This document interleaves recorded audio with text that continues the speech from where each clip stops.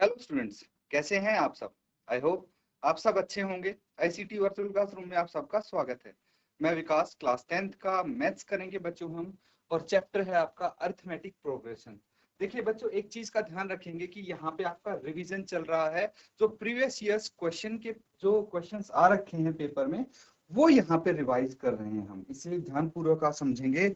और यहाँ पे जो आपने चैप्टर में पढ़ा था, जो फॉर्मूले हो गए या फिर क्वेश्चंस जो हमने किए थे, बस उन्हीं को एक बार आप ध्यान में रखते हुए इनको सॉल्व करेंगे। तो बच्चों देखिए, ये एक क्वेश्चन है, बहुत ही अच्छा प्रैक्टिकल यूज समझाया गया है आपको यहाँ पे एपी का। क्या समझाया गया है? प्रैक्टिकल यूज, कि प्रैक्टिकली कैसे इस चैप्टर में भाई जो आप पढ़ रहे हैं इस चैप्टर को अप्लाई कैसे करेंगे, एप्लीकेशन कैसे होगी, ये चीज यहाँ पे समझने वाली है। क्वेश्चन पढ़ते हैं। एक व्यक्ति रुपीज 3250 3250 का ऋण पहले माह की किस्त में 20 रुपए देकर चुकाता है और फिर किस्त की राशि में 15 रुपए प्रति माह की वृद्धि करता है। ऋण चुकाने में कितना समय लगेगा, ये आपको बताना है बच्चों। बहुत ही इंटरेस्टिंग क्वेश्चन है कि भाई ऋण कितना है, 3250, इतने रुपए भाई लिए हैं आपने। ठीक है, मान लीजिए किसी इंसान ने, किसी पर्सन ने इतने रुपए ले लिए हैं एक व्यक्ति ने। अब वो हर महीने कुछ वापस करता है। ठीक है, वापस भी करेगा कुछ कुछ पैसे। तो भाई पहले महीने उसने 20 रुपए दिए। ठीक है, 20 रुपए दे दिए।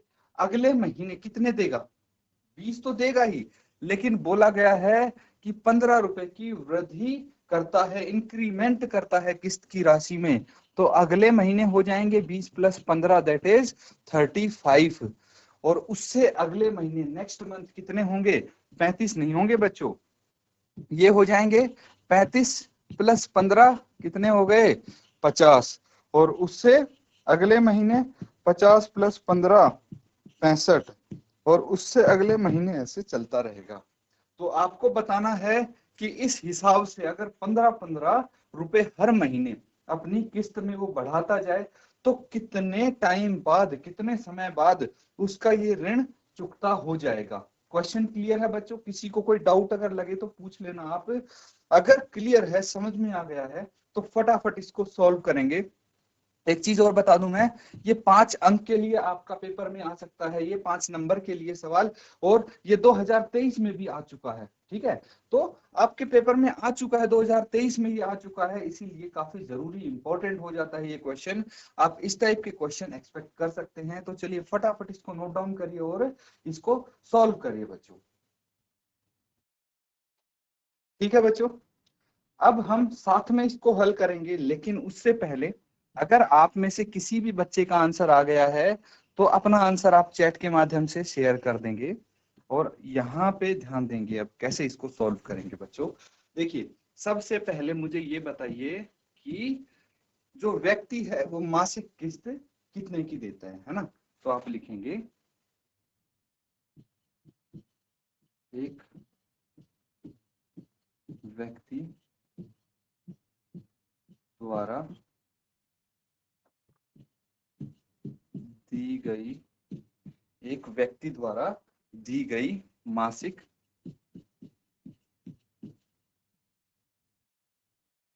किस्त कितनी होगी।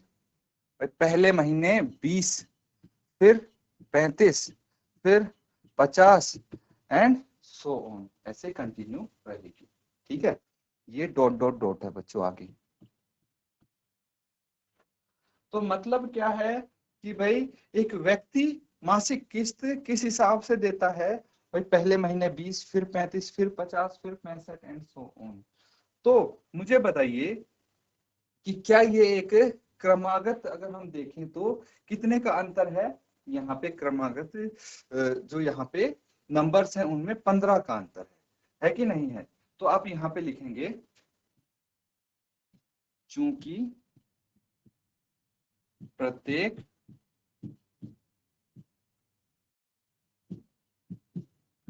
क्रमागत पदों में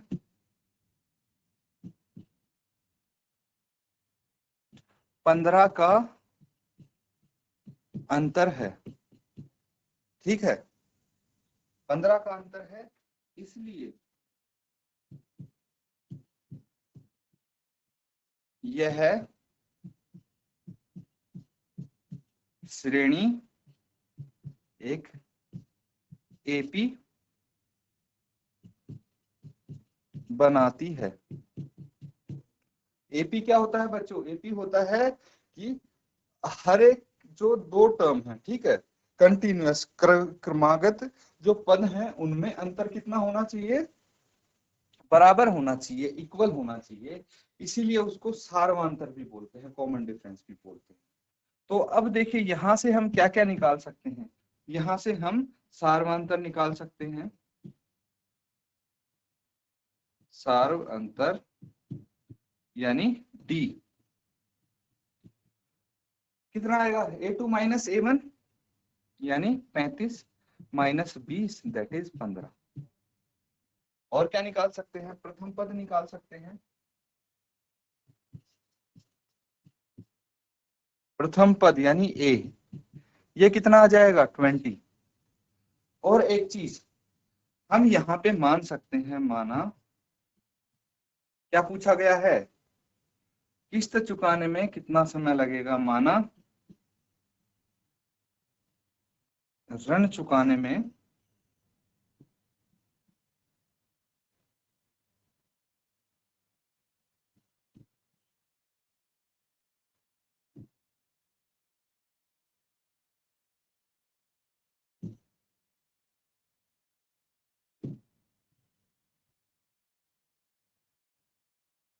माना ऋण चुकाने में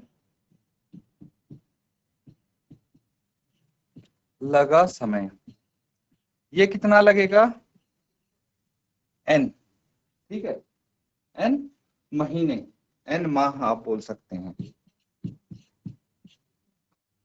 ठीक है।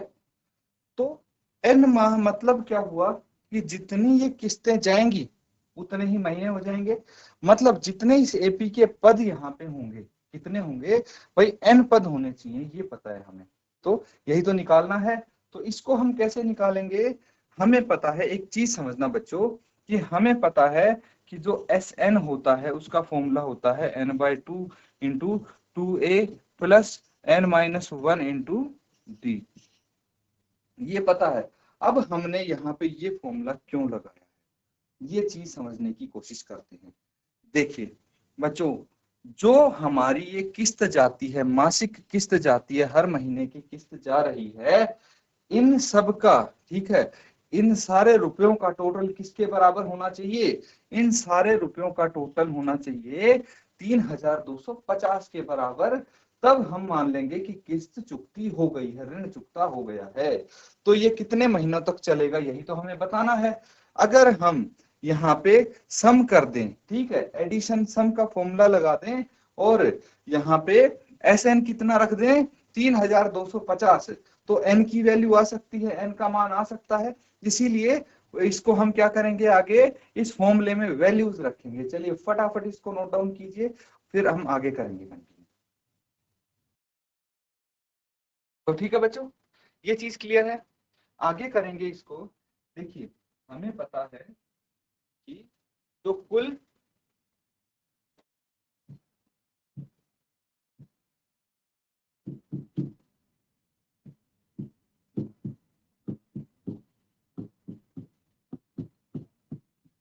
वो कितना है? पदों का योग, ये हो जाता है बच्चों आपका 3250। अब फटाफट फॉर्मूले में वैल्यूज पुट करिए और उसके बराबर Sn की जगह ये लिख दीजिए, देखते हैं आप क्या आंसर क्या आता है। तो ठीक है बच्चों, अब क्या करना है आपको? फॉर्मूले में वैल्यूज पुट करेंगे, 3250 है ना ये, तो देखिए n/2 into 2a plus n-1 into D, और ये है 3250 के इक्वल। यहां से हम n की वैल्यू निकाल सकते हैं कि नहीं? तो चलिए फटाफट इसको एज इट इज लिख लेंगे। 2a की वैल्यू 20 है यहाँ पे, प्लस n-1 इंटू डी की वैल्यू 15 है। 15 ही है ना, जो कॉमन डिफरेंस है, सार्वंतर है 32 50 ही आ गया। फर्दर इसको हल कर लेंगे हम, तो n/2 और ये कितना आ जाएगा, ये आ जाएगा 40। ठीक है, इस ब्रैकेट को ओपन करिए, 15n और -15 इज इक्वल टू 32 50। ठीक है, आगे सॉल्व करेंगे। 40 - 15 कितना आ गया, ये n/2। 40 - 15 25 आ गया, 25 + 15n और -32 50, इसको भी लेफ्ट हैंड साइड ही रख लेंगे हम। उसके बाद ब्रैकेट को ओपन करिए बच्चों, कितना आ जाएगा, 25n/2 25n/2 plus 15n/2 minus 32 50। ठीक है, या फिर एक चीज और कर सकते हैं, या तो यहाँ पे हम ले लेंगे एलसीएम। क्या ले लेंगे, यहाँ पे पूरी टर्म का एलसीएम ले लेंगे, और यहाँ से 2 क्या होगा, फिर राइट हैंड साइड चले जाएगा, 2 डिनोमिनेटर से खत्म हो जाएगा। ठीक है, या फिर यहीं पे देखिए, यहीं पे ये जो 2 है इसको राइट हैंड साइड भेज देते हैं हम। ठीक है, ये भी तो कर सकते थे हम, कि इस 2 को यहाँ पे राइट हैंड साइड भेज देंगे हम। देखिए, एक ये ऑप्शन था कि ये जो 2 है हमारे पास यहाँ पे, इसको मैं यहाँ भेज दूं। ठीक है, और यहाँ पे क्या बन जाएगा मेरे पास, 32 50 × 2 कितना हो गया, 0, और ये 0, और ये 5 6 5 0 0, ये आ गया। उसके बाद ब्रैकेट ओपन करिए और इसको लेफ्ट हैंड साइड ले आइए, ये आ गया 15n² plus 25n minus 6500 is equal to 0। देखिए, क्वाड्रेटिक इक्वेशन आ गई। अब सभी पदों को डिवाइडिंग ऑल टर्म्स बाय 5। ठीक है, डिवाइडिंग ईच टर्म बाय 5। 5 से सभी पदों को भाग करने पर क्या आएगा, 15 को 5 से भाग किया तो 3n² आ गया, प्लस 5n एंड माइनस, इसको हम 5 से भाग करेंगे कितना आएगा, 13 × 5 = 65 होता है, तो ये आ गया 1300। ये एक द्विघात समीकरण आ गया। ठीक है, क्वाड्रेटिक इक्वेशन आ गई आपके पास, जिसकी वैल्यू हमें निकालनी है। n की वैल्यू यहां से आ जाएगी, आपके पास आएगी कि नहीं आएगी, कैसे आएगी अब n की value, with help of splitting the middle term. मैं यहाँ पे इसको दोबारा लिख देता हूँ, 3n² प्लस 5n माइनस 1300 बराबर है 0। ये है, अब देखिए -1300 × 3, ये है, हमें प्लस या माइनस करके 5 मिलना चाहिए। ऐसी 2 टर्म्स में इसको स्प्लिट करो, विभाजित करो। ठीक है, और ये मल्टीप्लाई करके यही आना चाहिए, -1300 × 3 कितना आ गया, 13 × 3 = 3900, वो भी माइनस का ये आना चाहिए। तो यहाँ पे मैंने कई बार बताया है बच्चों आपको, यहाँ चलता है हिट एंड ट्रायल। क्या चलता है, हिट एंड ट्रायल। तो उसकी हेल्प से आप यहाँ पे कर देंगे। तो देखिए, मेरे हिसाब से ये 2 नंबर आते हैं 60 और 65। ठीक है, इनको जब मल्टीप्लाई करेंगे तो कितना आना चाहिए, 3900। अब -3900 देखिए, मल्टीप्लाई करके देख लीजिए भले ही आप, या फिर आप इसको कुछ इस तरह से कर सकते हैं। देखिए, 130 × 30। ठीक है, और ये कितना आ गया, 65 × 2 × 30, और ये आ गया 65 × 60, है ना। इसी को मैंने क्या कर लिया, 1300 को और 30 को, इनको ही आपस में मैंने इनके फैक्टर्स बना दिए, और उन फैक्टर्स को इस हिसाब से अरेंज किया है, ताकि इन 2 नंबर्स का, सबसे पहले हमें 2 ऐसी संख्याएं ढूंढनी है जिनका जो डिफरेंस है, अंतर है, वो 5 आ जाए, है ना, जिनका अंतर 5 आ जाए। तो इस तरह से आप कर सकते हैं, अलग अलग तरीके हो सकते हैं बच्चों, बस इनके आप अगर फैक्टर्स करेंगे तो ज्यादा आसानी रहेगी आपको ये यहाँ तक पहुंचने में। क्लियर है। अब देखिए, हमें साइन का देखना है कि 60 और 65 में से किस पे प्लस आएगा किस पे माइनस आएगा। तो ऐड या सब्ट्रैक्ट करके घटा के +5 आना चाहिए, मतलब जो बड़ा वाला है वो प्लस, छोटा वाला माइनस होना चाहिए, तभी तो आंसर प्लस का आएगा। ये चीज भी ध्यान रखनी है हमको। अब यहाँ पे क्या कर सकते हैं, 3n² plus 65n minus 60n minus 1300 is equal to 0। ये आ गया, इसको इरेज कर दूं बच्चों? ये तो आपने समझ लिया होगा, ये तो बहुत क्वेश्चंस में भी कर चुके हैं हम, है ना। अब देखिए कॉमन क्या आएगा यहाँ से, सिर्फ n आएगा, 3 नहीं आएगा ना, क्योंकि 65 3 से भाग नहीं होता। ये कैसे पता चलता है आपको? भाई हमने क्लास 6 क्लास में सीख लिए थे डिविजिबिलिटी टेस्ट जो होते हैं आपके, कि 6 और 5 को जोड़ेंगे, इन दोनों संख्याओं का योग कितना आएगा, 11। 11 3 से भाग होता है? नहीं होता, इसलिए 65 भी 3 से भाग नहीं होगा। इसे चेक करते हैं ना बच्चों, बस उसी की हेल्प से आप ये चेक कर सकते हैं। तो 3n प्लस 65, 3n प्लस 65 आ जाएगा आपके पास। उसके बाद माइनस 20 यहाँ पे करेंगे तो 3n प्लस 65 0। ठीक है, तो इसको इस तरह से आप कर सकते हैं। कैसे आया बच्चों? देखिए 1300 है ना, 1300 है, इसको हमने 60 से डिवाइड कर दिया, यही तो 20 से डिवाइड कर दिया है ना, 20 से भाग कर दिया, क्योंकि 20 हमने कॉमन निकाला है। तो देखिए ये 0 से ये 0, 2 से इसको काट दिया, 65 आ गया, इसलिए मैंने यहाँ पे 65 लिखा। डायरेक्टली कर दिया था मैंने। आपको अगर डायरेक्टली करने में दिक्कत है तो रफ साइड में आप इसको कैलकुलेट भी कर सकते हैं। चलिए आगे करते हैं। देखिए एक चीज यहाँ पे हमारी ये कंप्लीटली नहीं आ रही है, तो मैं नेक्स्ट लाइन में लिख देता हूँ, इज इक्वल टू 0 है बच्चों, ये 0 के इक्वल। अब आगे क्या करेंगे, इसको 3n प्लस 65, इसको यहां से और यहां से कॉमन ले लेंगे, क्या बच जाएगा, n माइनस 20 बराबर है 0। अब देखिए 3n प्लस 65 को 0 के बराबर रख लो, 3n प्लस 65 बराबर है 0, या फिर n माइनस 20 बराबर है 0। इनमें से किसी को भी आप 0 के बराबर रख सकते हैं। अब क्या करना है भाई, n बराबर है 65/3 आ जाएगा, या तो ठीक है n बराबर है माइनस 65/3 आएगा।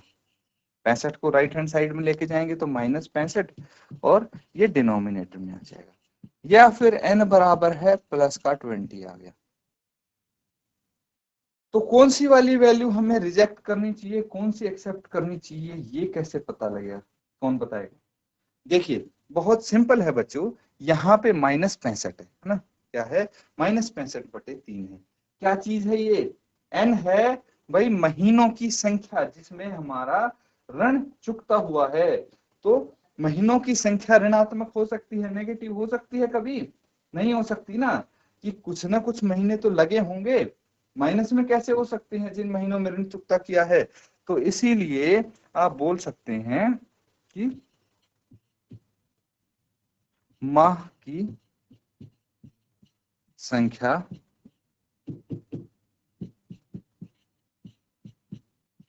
ऋणात्मक नहीं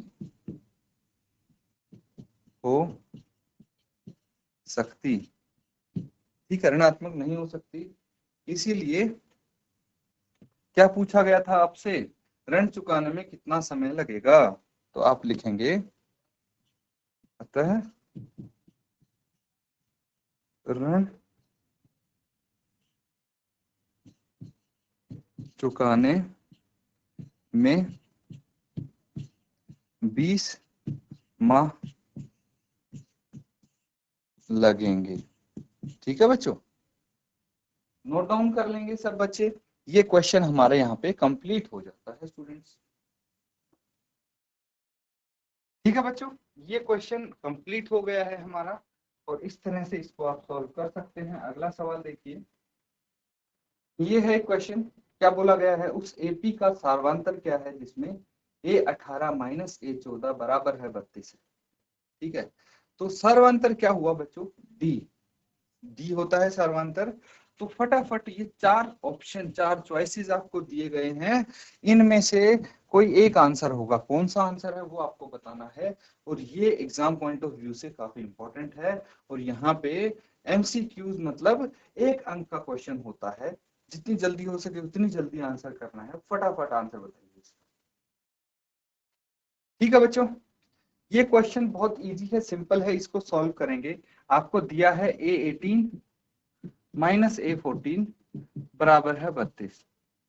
ठीक है, तो देखिए यहाँ पे आप 2 चीजें कर सकते हैं। सबसे पहले तो मुझे पता है an is equal to a plus N minus 1 into D, ये फॉर्मूला होता है ना।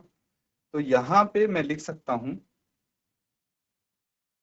a प्लस n कितना है, यहाँ पे 18 है, तो 18 minus 1 into D minus a plus, ठीक है, इसको आप अलग लिखेंगे, a प्लस n 14 है, 14 minus 1 into D is equal to 32।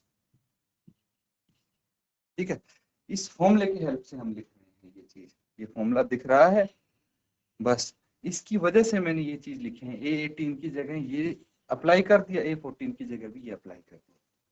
Brackets open करेंगे, a plus 17d minus a plus 13d is equal to 32। Bracket open करिए, a plus 17d minus a minus 13d is equal to 32।